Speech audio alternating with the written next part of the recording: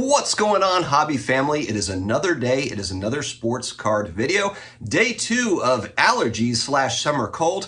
We continue to fight on. It will not hold us back from continuing to make more videos. If you're new here, hit that subscribe button down below. We will continue on. Today, a top 5 COMC top 5 where we're covering baseball cards, basketball cards, football cards, hockey cards, and marble cards. And at the end of the video, I've got a quick take. Geoff Wilson on the It's Geoff Wilson Show, talking about modern cards, some of the benefits over vintage cards. I just wanted to throw in my 2 cents on that one quickly, so definitely stay tuned to the end of the video for that. Yes, exactly. But it's all right, the great folks at COMC have sent me the top 5 from last week, and it's been wild. Elly De La Cruz, the Reds phenom, taking the world by storm, and this is looking at sales on COMC.com, the eBay sales, also the port sales, taking it all into account, and bloop, throwing this out, the top 5s for each sport. Elly De La Cruz was #1 for sales and for volume on the site. Unbelievable. The Reds phenom has come out hitting, and I've heard he's pretty fast, this kid. So we've got De La Cruz, #1. We got Shohei Ohtani, who's normally #1, at #2. Aaron Judge at #3. Mike Trout sits at #4. And J-Rod, Julio Rodriguez, at #5. And in basketball, hey, who do you think it's going to be? Nikola Jokic taking the world by storm, looking like Ivan Drago after the game. Just doesn't even care, just wants to go home, this guy. I was going back and forth with one of my hobby friends, shout out Michael, on Jokic. Just an interesting guy, this one. Can he break the mold in the hobby of big men not really being as relevant from a card standpoint over time? There's just very few. You look at, Tim Duncan is kind of the big example that everybody uses. The big fundamental, won 5 titles, was very, very dominant, but just didn't have a lot of flash to his game. Jokic is not a flashy guy, but he's just an amazing, unique talent. So can he break the mold, or will he just be the next one in line, as kind of these big men that don't really carry, big value or collector bases in the hobby? But the guy's got 2 MVPs, probably should have been 3. Now he's got a title and he's got a finals MVP under his belt, and he's still young. It's wild stuff. So we got Jokic at #1. We got LeBron James. Who's that at #2? Nobody's talking about LeBron these days. No, I'm just kidding. LeBron, I know you're watching. It'll be okay. #3, we got Jamal Murray. Him and Jokic doing amazing stuff. Jamal Murray ascending. Luka Doncic at #4. It's kind of an inflection point in Luka's career. I know he's very young, so there's just so much pressure, but is he going to be able to win a title? Can he will his Mavericks teams to be able to get there? Or is he going to have to move on at some point and join another star, another superstar, another team that may be more suitable for him? We'll just have to see. I mean, Luka, again, he's still just such a young guy, so we got a long way to go there. And then we've got the greatest shooter of all time, Steph Curry, to round out basketball. All right, we got football season coming up. Mini camp is going on. Then we got training camp, then preseason, and then the season starts. #1 is Joe Burrow. Everybody excited about Burrow. A lot of the speculation, folks, are on his bandwagon. It just seems like a matter of time before he breaks through and wins a title. He was so close 2 years ago, and even last year, very close in the AFC Championship game. Him and Mahomes are just battling it out, and it's fun to watch. And then you got Josh Allen and some of these other guys, too, that are competing. The AFC, very fun. Just the NFL in general right now with the young QB talent. Derek Carr in New Orleans, about to shock the world. All right, I'm a homer. I'm a New Orleans Saints season ticket holder, so bear with me. #2 is actually the opposite. Tua. You think about Joe Burrow, you think like 15-plus years in the league, he's going to be consistent. Is Tua going to last another year in the league, just given the fact that all the concussions? I mean, I heard in the offseason he was doing different drills to figure out how to fall differently, or maybe it was like judo or something, martial arts, to where he falls differently so that he's not hitting his head as much.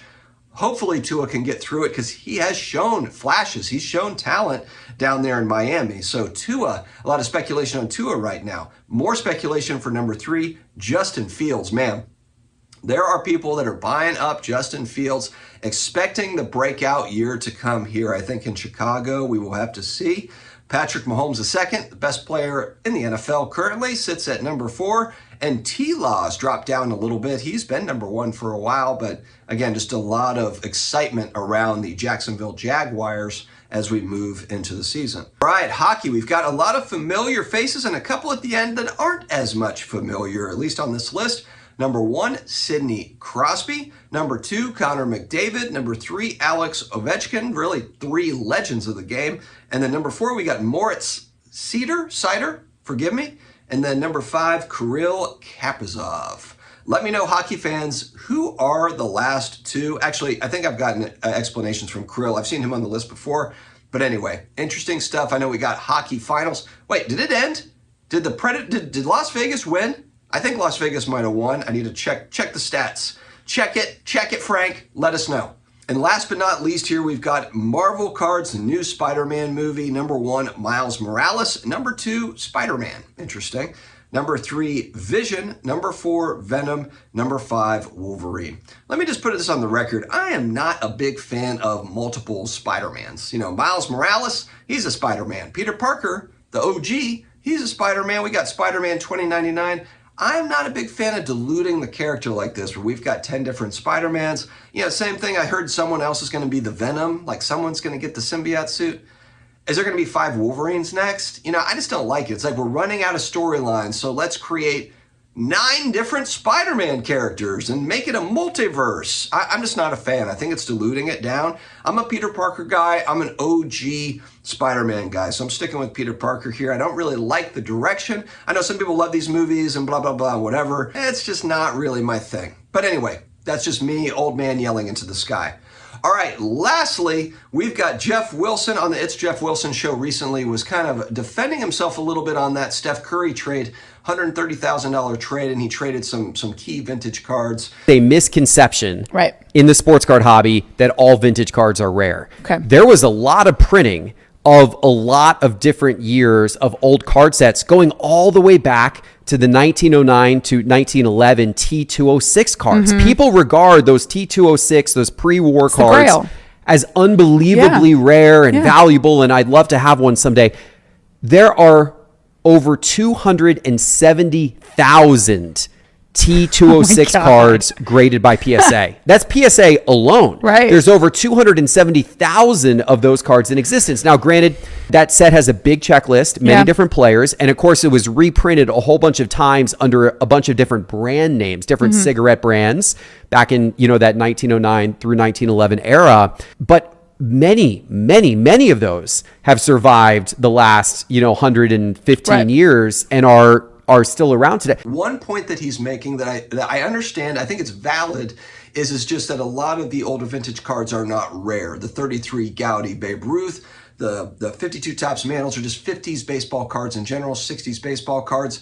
They're certainly out there. Of course, once you get into higher grades, it becomes more rare, of course. But the one thing that I thought was really interesting and that I was taken away, especially because he's talking about long-term holds on these particular cards. He's talking about putting in a vault for 20 years, that Steph Curry card that he got. And just kind of recap, he basically got Steph Curry's best RPA for $130,000. It is a price that has come down on that one. Now, speculation, of course, could it go lower? Sure, of course it could. It's numbered out of 25 though. And that's something that's kind of interesting because it's one thing that modern cards have over vintage cards is they're serial numbered, so you actually know how many of them are out there. With vintage cards, you find, oh, we found a treasure trove of 50s baseball cards. How many different channels am I watching that we found a collection, we found a collection, we found another collection. We keep finding collections. I saw a video, I can't remember who did it. Maybe it was Junk Wax Hero, Mike, maybe. And it was like 52 Topps mantle found in a shoebox. But I feel like these are pretty common stories. Now, the one part that vintage folks are correct on is that 95 to 99% of modern stuff is going to drop in value just based on the players not being relevant. Forget about even the card design, the rarity, any of that. 95 to 99% of modern players are not going to carry huge significant value over time. And then, of course, they're printing a lot of the modern stuff that's not numbered. Could also make a strong argument, hey, they've got tons of numbered cards. So what's special about numbered cards? And I agree, but there's nuance with all of that stuff. I'm going to defend Geoff a little bit on that Curry card because he did the research and found that particular year, not exactly an amazing year for cards. It's not as if it was a hot time in the hobby and they were printing just tons and tons of different sets and cards. I'm not saying they didn't have basketball cards. I'm just saying Steph Curry doesn't have near as many cards, rookie cards or otherwise, as Zion Williamson or Ja Morant or Trae Young or even Luka. So it was a different time, and I think that's something that you have to take into account when you're looking at modern, which if we're going from 2000 and forward, there's just so much nuance to this. But on the flip side, with vintage, I really think that those cards that he traded are undervalued. The big one that stands out is that Mantle 51 Bowman rookie card in a 5, and I think the trade value was like $17,000 to $20,000. I heard in the comments some people saying it could have been $25,000. To me, when I compare that to Justin Herbert RPA that sells for 6 figures or 7 figures or whatever, that's a very underpriced card in my opinion. So I think that both of these things can be true. Yes, there are more vintage cards potentially, like the populations could be higher in some of these, but they have a more deep collector base. They've got a history. Baseball cards are where sports cards were founded. I am not of the opinion that vintage baseball, whether it be post-war, pre-war, is going to be just forgotten in the next generations. I think it's always going to be relevant, and I think it's always going to hold value and do well just because it's the origins of the card hobby, the collecting hobby. And baseball card collectors, vintage cards collectors are collecting history as much as they are baseball cards. So it's just they love baseball and they love history. And when you tie those things together, then it makes pre-war, post-war stuff really fun to collect for those people. So I don't see that changing. I think it will be passed down. And again, even when we look at like populations, this Mantle, when we look at populations for, a Mantle card, let's just use any Mantle card from the 50s, and it's 1,000 total graded. Which is kind of funny to me because if we were going back a few years during the big boom and the big excitement and high demand, 1,000 would be nothing. That's where I think the future is bright for vintage baseball, for vintage cards in general, as well as key modern cards, very specifically like the one that Geoff picked up. If it was any random modern card, then you could say, I don't like that trade. That specific card, though, is, to me, I agree that that's going to be an important card in the future. Talked before, along with many others, that Curry transformed the NBA into a three-point shooting league. Hell, we got 7-footers that are shooting threes. Wemby coming out 7'4", Wembanyama is firing up 3-pointers. 20 years ago, 30 years ago, it would be insane for Patrick Ewing to be shooting threes. Steph Curry changed all that. I do think he's going to go down as one of the all-time greats. And I think there's a certain appreciation for a guy that's undersized that was able to make his way through the league. He's not a LeBron James, just a physical presence that was able to use that physicality to dominate the league. Steph Curry had to create it out of nowhere. How many other guys play basketball that are 6'3", 180 pounds or whatever Steph Curry is? A zillion. And Steph Curry was the guy that was able to kind of transform what we do. So there's so much nuance to this, but certain modern cards will, I think, be very valuable down the road that are probably underpriced, undervalued in today's world. It's just nobody really thinks long term. And it's taboo when people talk about modern cards and holding long term for good reason, because most modern cards are not relevant 20, 30 years down the road. When you look at 1990, when I started, 99% of the cards are not relevant 30 years later, but there's some that are. And so that's where I think that there's an important distinction to be made. I think everyone can win in that particular trade. I think the person that got the Mantle, the PSA 5 is going to do well on that along with the other stuff. And I also think that Geoff, if he puts it in a vault and holds it for 20 years, is probably going to do just fine on that Curry as well. So I think that we need to understand that there are people here now, there's whales, big money whales, that are building collections that have vintage, but then they also have modern that they believe are important modern cards. And I think there's an evolution of that too, is to figure out which players fit into that box. And they're building those collections to be that next, Marshall Fogel or whoever, some big time collector. So anyway, those are my thoughts here, guys. Thank you very much for joining me here today. Stay healthy, stay awesome, and I will talk to you again later.